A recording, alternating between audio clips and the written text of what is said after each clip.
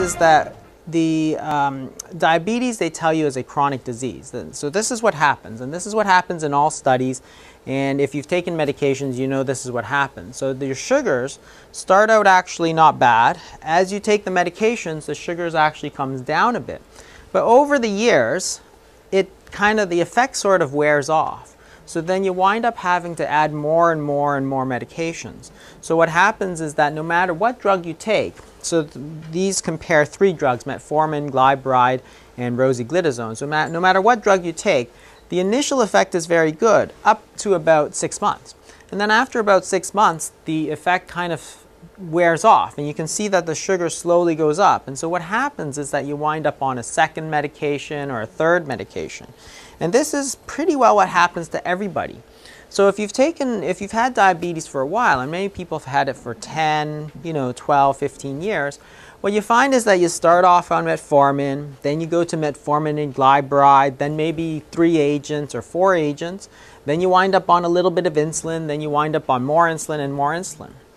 And if you think about the diabetes, if you think about who has, mild diabetes and who has severe diabetes, you can see that the people who are just on the little bit of metformin are, have mild diabetes, and if you're on a lot of insulin, you have very severe diabetes.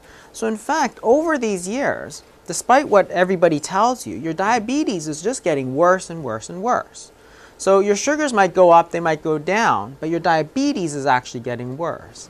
And I think that's what confuses people a lot, because they think that the sugar and the diabetes are the same thing, but they're actually not. But over that period of time, you can see that no matter what, it's actually progressing, and they say it's a progressive disease. So this is the thing that you have to understand, that the sugars and the diabetes are actually 2 different things. So diabetes, the real heart of diabetes is the insulin resistance, okay? So that part is what's getting worse. The sugars is really just a symptom of the insulin resistance, okay? But it's not the actual diabetes. The actual diabetes is the resistance to insulin and the subsequent very high levels of insulin. If you want to think about it, in a analogy, you can think about an infection. So if you have an infection, say you have a big, infection in the lungs or whatever, that's the actual disease. The symptom is the fever, okay?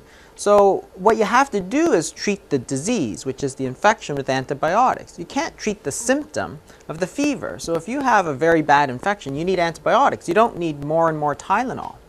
So diabetes is the same thing. The disease is about insulin resistance, but the symptom is the high blood sugar. And yet all our treatment is directed against the high blood sugar. So you can see that controlling the high blood sugars actually doesn't do anything for you, because you're not actually treating the disease. The disease actually continues to progress. And that's the real problem. So up to about 5 years ago, we thought that treating the sugars would make you better, right? And this is what probably all of you have heard. Your sugars are doing fine, your sugars are doing fine. So if you think that the sugars is the same thing as the diabetes, then you'd think that the diabetes is doing fine.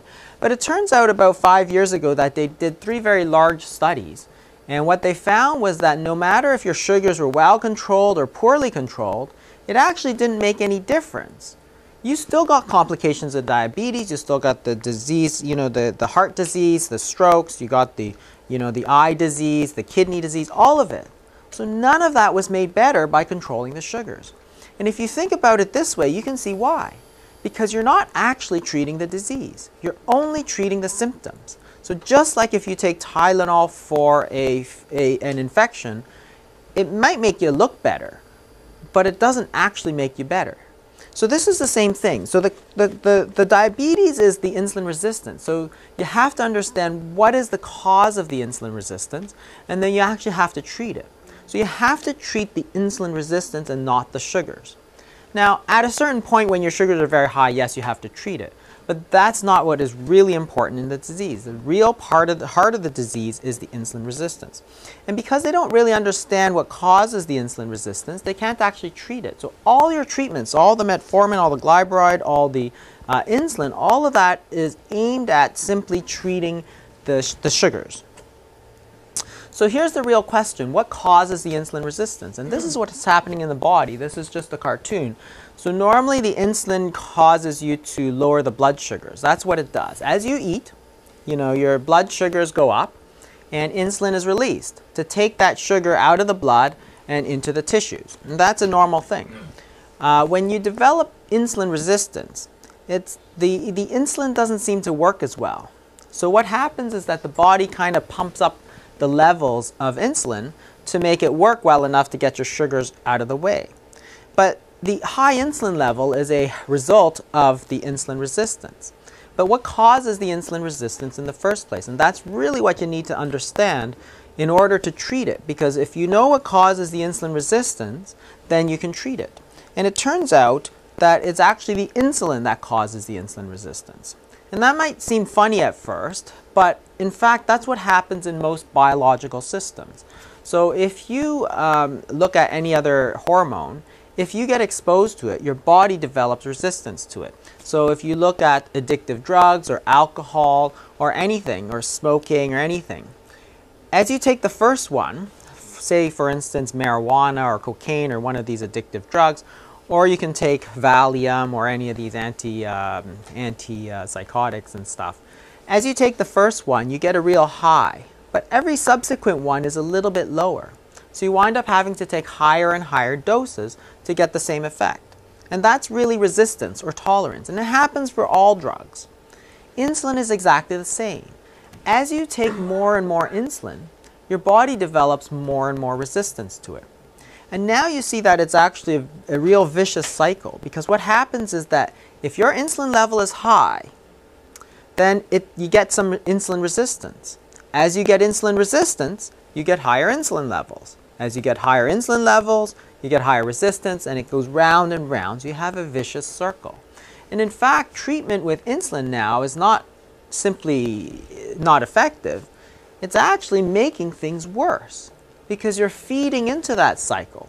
So while the insulin lowers your sugars, it is actually raising your insulin resistance. So in fact, it's making things worse. You're getting more diabetes by taking the insulin. And that's the real problem. When you understand the actual disease, you can see why current standard treatment is actually not only not effective, it's actually really, really, really bad for you. Because you're treating the exact what is actually causing the disease is what you're treating it with. That's never going to work, right? It's just not going to work. So if you think about it, the problem is that the insulin level is too high. So you're not going to make things better by taking more insulin. It's like treating an alcoholic with alcohol, right? This is exactly the same thing. So the same thing happens in alcohol. If you take alcohol, the first one you get a real buzz, and then every subsequent one is a little lower. And what happens is that if you take the alcohol, you feel a little bit better. But you're not making the alcoholism any better, right? This is the exact same thing. The problem is that your insulin levels are too high. So how can taking more insulin possibly be good for you? And the truth is that it wasn't. It was never good for you. In fact, it made things worse. But people didn't really understand that. And because they didn't understand that, they then made an excuse for themselves by saying that this is a chronic progressive disease. But the truth is that diabetes was not a chronic progressive disease, because we know that we can cure it in many cases.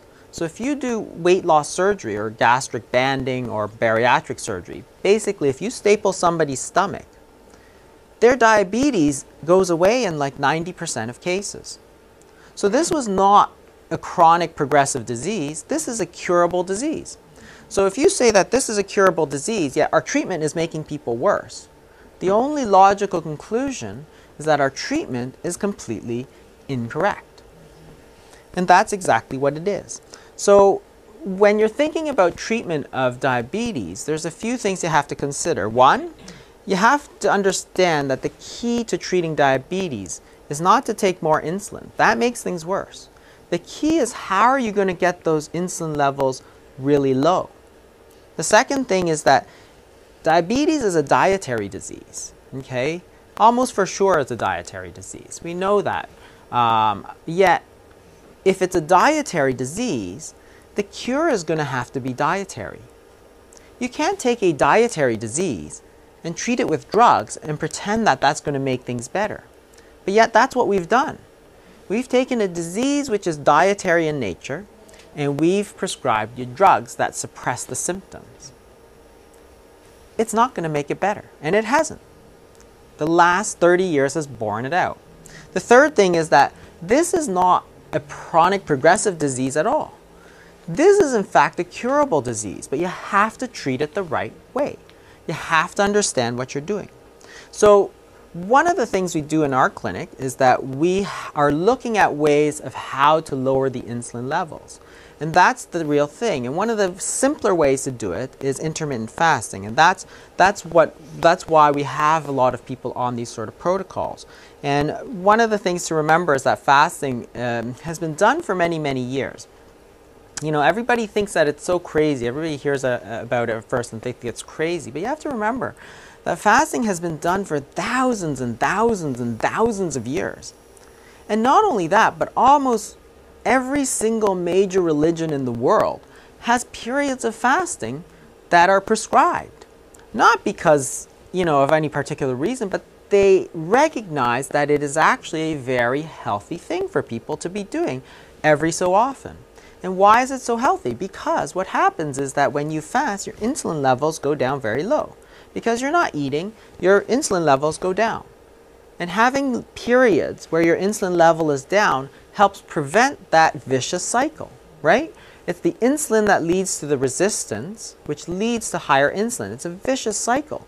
So if every once in a while, you know, you do Ramadan, which is a month of fasting, or you do, you know, the 40 days of Lent, or whatever it is you do, if you have a period now where your insulin level is very low, you're going to completely break that vicious cycle.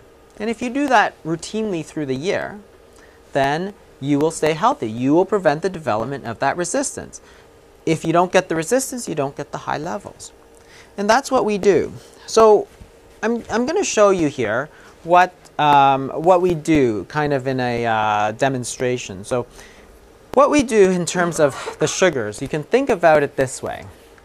The body actually has the ability to store energy in two ways. So when you eat, you're taking in energy as food, right? So you can store that in two ways. You can store sugar and you can store fat, okay? So sugar is stored in the liver as something called glycogen. And there's really a limited amount of glycogen that you can store in the liver, but it's readily available, okay? So it's kind of like a short-term storage, but you can store sugar. If you store more energy than that, the body will actually turn that into fat, and that's kind of long-term food energy storage, right? So as long as you're eating, you're going to be burning that off. You're going to be increasing insulin, and insulin is going to tell your body to store some of that away, okay? So if you have too much sugar, what happens is that some of that is going to go into the stores. But as long as your stores are not full, it's not going to spill over into the blood. And what I'm going to do is I'm going to demonstrate it this way. So normally, as you take a little thing to eat, if you don't have filled up stores of sugar, what's going to happen is that you're going to fill it up a little bit, right? But it's fine. As you don't eat, so for instance, you eat dinner, you take in more calories than you can really use for that period of time. So your body produces insulin, and insulin says to the body, okay, well, I've eaten a big meal. I'll use a little bit of that as energy. The rest I'm going to put in storage as sugar, okay? Because that's what I do. So it fills up the storage, but the storage is empty, so it's fine. Then you go to sleep, so for the next, 9, 12 hours, you're not eating. So what happens is that your body is going to take that and it's going to burn it off as energy. So that's fine. That's the normal situation. Now what happens in the diabetic situation is something like this. So over time, your storage is, empty. But over time, as you kind of continue to eat more and more, what happens is that that storage kind of gets filled up. And now here's the situation in diabetes. This is your storage levels of sugar, right? They're completely full, right? And what you do when you eat is this. You're going to take in a meal, and you're going to have more sugar. And what's going to happen? It's all going to spill over into the blood, right? So the blood sugar levels go up. There's nothing it can do. It can't store anymore. So for a while your body can compensate, but what does insulin do? So now you're diabetic, and this is what happens every mealtime. Your storage is filled up. Every time you eat, the sugar spills out into the blood. Well, as you take insulin to take care of that problem, the body is going to take that excess sugar and force it back into the body. So what happens to that? Your body is just going to store it as fat. In other words, this insulin is going to make you gain weight. And if you've ever taken insulin, you know already that's exactly what happens. But this is the problem. If you continue to do this day after day, year after year, all you do is gain weight, right? But it doesn't make you any better because all that sugar is still in your body. So it's kind of like that show Hoarders. I don't know if you've seen it, but people, you know, hoard too much stuff and their house is full of stuff. So pretty soon the stuff flows out. And what happens? If you're taking insulin, all you're doing is taking all that garbage and shoving it back into the house. Well, that's not going to help. That's not going to make things better. In fact, over time, it's just going to make things worse. And that's exactly what happens in the current treatment of diabetes. So this is what we do instead. If your cup is completely full, the only rational treatment for diabetes, so this is the situation now in diabetes, your cup is completely full. The only way that's going to make you better is to start draining it off. So that's what you do. So as you fast, what happens? A little bit of this water is going to come out and it's going to get burned off. The next time you fast, a little bit more of this water is going to come and it's going to get drained off. Every single time you do it. So when you eat, it will fill back up a little bit, right? But as you go, what's going to happen is eventually your stores are going to come down and it won't spill over into the blood. You're basically just forcing the body to burn off that sugar. But as you do, you reduce the stores of sugar and you get better. Your diabetes gets better because now you're burning it off. It's like that guy in Hoarders. Instead of shoving it back into your house, which is what the insulin does, we're just going to throw it out. And really, that's really the reason that we do this. You have to lower insulin levels, but you got to get rid of that sugar. Okay? You've stored up too much. And it hasn't been stored up over like a month. It's been stored up over like 10 years, right? So the thing is that it's not going to reverse in a week or a month or 2 months even. Yes, if you do fasting every day, it will reverse faster, right? Because you're getting rid of that sugar every day.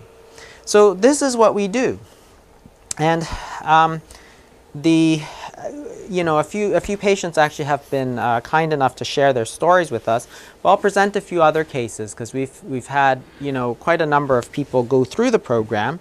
So I'll just share their stories with you quickly because really it illustrates really how powerful this new concept is.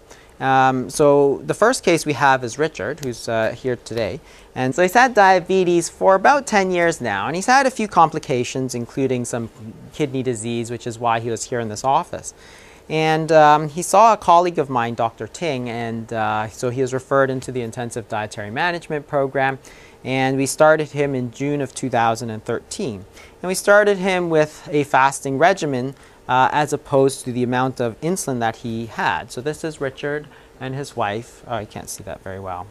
And this is what's happened to his weight. So his weight, starting just above 250, has been steadily coming down. And it's down to 210. His waist size has continued to come down.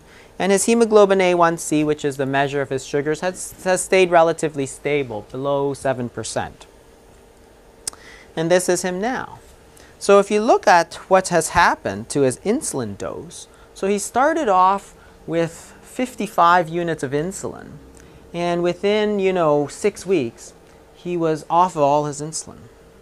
In other words, his sugars are doing fine and he's off of all his medications. completely. And his levels of A1C are no longer at a level where you could make this case that he is diabetic. In other words, you could say that his diabetes has been cured.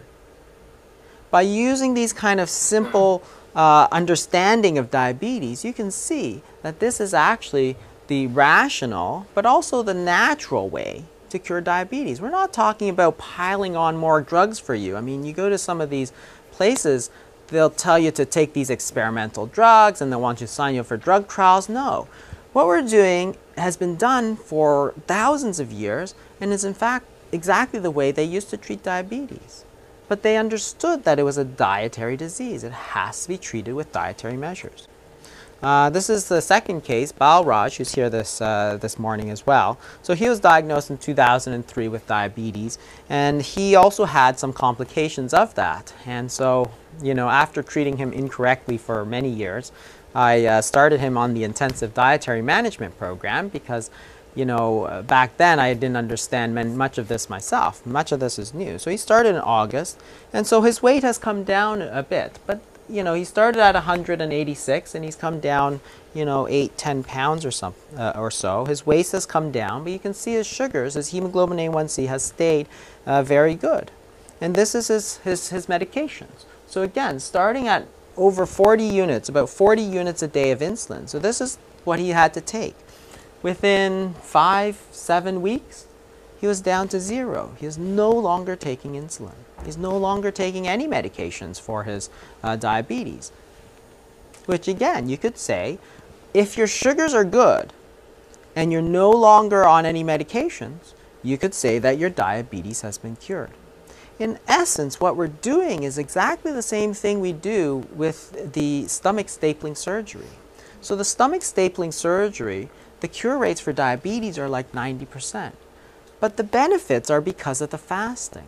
They cut your stomach so you can't eat. In other words, you're fasting.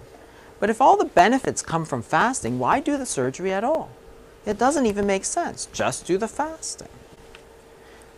This is another case. He's not here, but he's a 45-year-old Filipino man, and he was just recently diagnosed with diabetes. He started with a hemoglobin A1C of 8.7%. So anything over 6.5 is considered diabetes. Anything over 7% is diabetes, but he was newly diagnosed and he really didn't want to start any medications. So I said to him, well, if you don't want to start medications, then come into my program and we'll treat you. And we'll treat you and therefore you won't have to take medications. So it had been slowly rising over the last 6 months, and what happened was that he started in June. His weight again came down. It came down about 3 kilos. But his A1C continuously came down. So you can see that his final A1C at the end of 10-12 weeks was 6.3%. So again, at a level that you wouldn't be able to say that he has diabetes. So in other words, this fellow, instead of taking medication and then later taking more medication, then more medication, then more medication, we're able to treat him right off the bat with a dietary regimen. And he's been able not to take any medications. In essence, his diabetes has been cured. So again, lots of cases. Another fellow, 66-year-old Chinese man, much the same story. Type 2 diabetes, which was recently diagnosed in 2012. And you can see that his sugars were really high. His A1C was 10.5%. I told him to try different things, but I just saw him actually in September of 2013, and his A1C was still 9.4%. And he didn't have a drug plan, so he really didn't want to take any medication. So I said, well, if you don't want to take medications, come into the program, and that should say September 2013. So we started him a few months ago, and this is what's happened. So as he's following the program, his sugars are coming down. Exactly what we would expect. And as you follow the program longer, you're burning off those stores of sugar, and your hemoglobin A1C is coming down. So he went from 9.4 to 8.4, and I just saw him at 7.3. So again, all without medications, and I'm hoping that he will never have to take medications. Another case, Desmond, he had some heart problems. He also had diabetes, and he's here this morning as well to share his story. He also had a bit of complications, the heart disease, the neuropathy. And this is what we did. Again, with diabetes, it causes all kinds of problems, right? So you get heart problems, you get kidney problems, you get eye problems, all kinds of problems. And the thing about it is that there's nothing we can do about those kidney problems or those eye problems because it's the diabetes which is killing the kidneys, the heart, and all that sort of thing. If you don't do anything about the diabetes, you can't do anything about the kidneys or the eyes or anything else because the root of the problem is the diabetes. So you have to take care of the diabetes. And the way that we had been treating him was making the diabetes worse and worse. So we started him on the program, and again, his weight has been slowly coming down. As you might expect, his waist size has come down, and his sugars actually have stayed very, very good. But if you look at his doses of insulin now, again, starting at about 25 units a day, we're able to bring him down, and now he's no longer on any insulin. We switched him instead to one of the pills, which is, you know, for many reasons, is much better. It's safer, it's much less, you know, you don't have to poke yourself all the time, you don't have to check your sugars all the time, but really he's been able to come down of all those medications. If your medications are coming down, you're coming off of the insulin, you're going on to pills instead, it means your diabetes is getting better, right? Before, every single year your diabetes was getting worse. And now, for the first time, we see everybody's diabetes getting better. It's reversing because instead of having higher insulin levels leading to higher resistance, now we have lower insulin levels leading to less resistance. So you're actually driving that cycle now in reverse. And that's why it's working so well. And that's just a recent picture of him now. A couple more cases. So Frank, who couldn't be here, we asked him to be here, and he said that I think he was away, so he couldn't come, but he did want to come. He also had diabetes and kidney disease, and he actually didn't really want to start. He calls himself a grumpy old goat because he didn't really want to start. He didn't think it was great, but I kind of talked him into it. I said, you know, you really should try it because there's nothing to lose by trying it. If you don't like it, then you don't do it. But we were able to start him on the program, and you can see here again, his weight is coming down nicely. His waist size is coming down. His sugars are improving almost every single time. And if you look at his doses of medication, again, he started on 45 units a day of insulin. By the time we finished with him, he's on no insulin, and he's just taking a pill. So again, you can see that his diabetes is getting better. His sugars might go up and down. So the sugars actually get better as you treat the disease. Just like if you treat with antibiotics, your fever goes away because your disease is getting better. You don't have to treat with Tylenol because if you get rid of the infection, the symptoms go away. It's the same with the diabetes. As you treat the diabetes, the high sugars goes away because the high sugars was just a symptom. You can't treat the symptoms and expect the disease to get better. But as you treat the disease, the symptoms get better. So everyone here, their sugars are coming down. We're not treating the sugars particularly, we're treating the disease. Another fellow who is here, I follow for high blood pressure, and I've seen him for quite some time actually. And he was also diagnosed with type 2 diabetes as far back at least as 2004. He'd been on insulin since 2007, and his main problem was actually high blood pressure. But I said, well, you know, high blood pressure goes along with the whole metabolic syndrome. So in fact, the diabetes and the weight and the hypertension and the high cholesterol, they're actually all caused by the high insulin levels. So I said, well, with this high blood pressure, we need to do something. So I said, well, we need to get you into the program because he was on probably 8 different medications for high blood pressure, and his pressure was still like 200, right? So we put him in the program, and what happened to him, his insulin levels, his insulin dose went from 70 units a day to right now 0. He's just on some pills. That's fantastic. That's fantastic. His blood pressure is getting better. His blood sugars, again, they go up and down. We can see that they're all within the normal range. But we went from 70 units of insulin a day to 0 in less than 3 months. So 5 years of insulin that he'd been taking every single day. Not getting better, getting worse. Over time, it just gets worse. But now it's starting to reverse finally. And another fellow who isn't able to come, but we call Mr. Yes.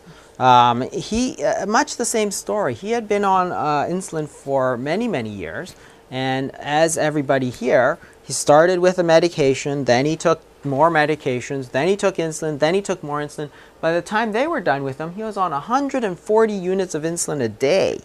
And that's not even that unusual. I see lots of people with that kind of high dose. So as we got him into the program, his waist size was coming down, his weight is coming down, his sugars are getting better, and he's not completely off insulin, but he's down to about 30-40 units a day. So from 140 down to about 30 or 40. So significant improvement. I mean, because he started so high, it's going to take a little bit longer. But again, you can see that as you continue to do it, it gets better. And this is Robert. He's also here this morning, but he's done extremely well again. So the same story, type 2 diabetes, treated with medications and more medications, then more medications. Finally, they put him on insulin. And then I recently saw him and I said, whoa, insulin, now this is not good news, right? So I said, forget that. We need to get you into the program. We need to get you treated correctly, because if you're not treated correctly, I've seen this movie before, it goes insulin, more insulin, more insulin, more insulin. In fact, his insulin dose went very quickly up to close to 40 units a day. So as we got him started, his weight started to come down, his waist size came down, his sugars got better. And look, within 3 weeks, he was off of all his insulin and just taking medications. Now we're working on getting rid of the rest of his medications. So that is the power of being able to treat it correctly. And these are not isolated cases. We actually see responses in the majority of patients, because we're doing the things the right way. If you do it the wrong way, you'll never get any benefit from it. And that's what we've been doing all along. So the key here really is to lower insulin levels. And there's more than one way to do it. We use intermittent fasting because it's a very simple way to do it. But there's actually a number of ways to reduce insulin, because that's really the key. The insulin is what causes the diabetes. What's interesting also is that the insulin causes obesity. And that's why they go together, because they have the same cause. They're both caused by the same thing. So whether you're here for weight loss or whether you're here for diabetes, they're both caused by the same thing. They're diseases of too much insulin. And if you understand that they're diseases of too much insulin, now you can say, that's good to know, because now I need to know how we're going to reduce the insulin levels. That's the key. So intermittent fasting is one way. The second way is to reduce your dietary refined carbohydrates. So carbohydrates tend to raise the insulin levels very high, and therefore they're something that you should reduce. There are also several protective factors. So there are factors that protect against the rising insulin. And one of those is a high-fat diet, which is very interesting because for many years you've probably heard that you should eat a low-fat diet.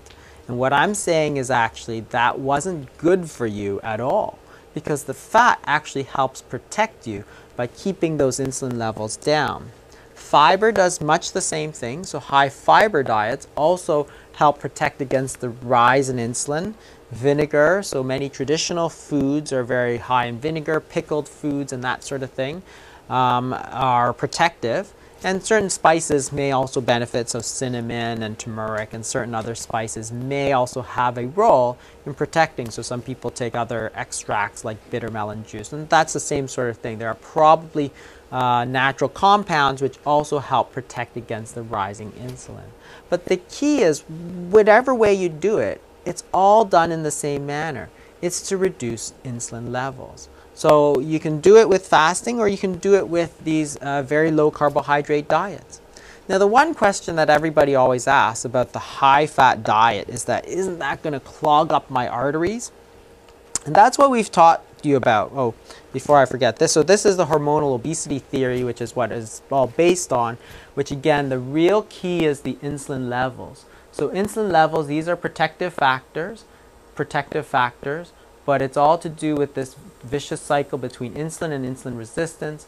Fructose, carbohydrates, wheat, they all play into the high insulin diet that we all eat. And that's one of the reasons that we're getting the obesity crisis, the diabetes crisis, is because we have a very high insulin sort of a diet. processing is what's really bad because it strips out the fat and strips out the fiber. So you're taking out these major protective factors, and therefore you're leading to increased insulin levels. And that's what we have to combat. The insulin leads not only to the weight and the diabetes, but also a whole list of things, which then leads to the heart disease, the cancer, and all these other things. So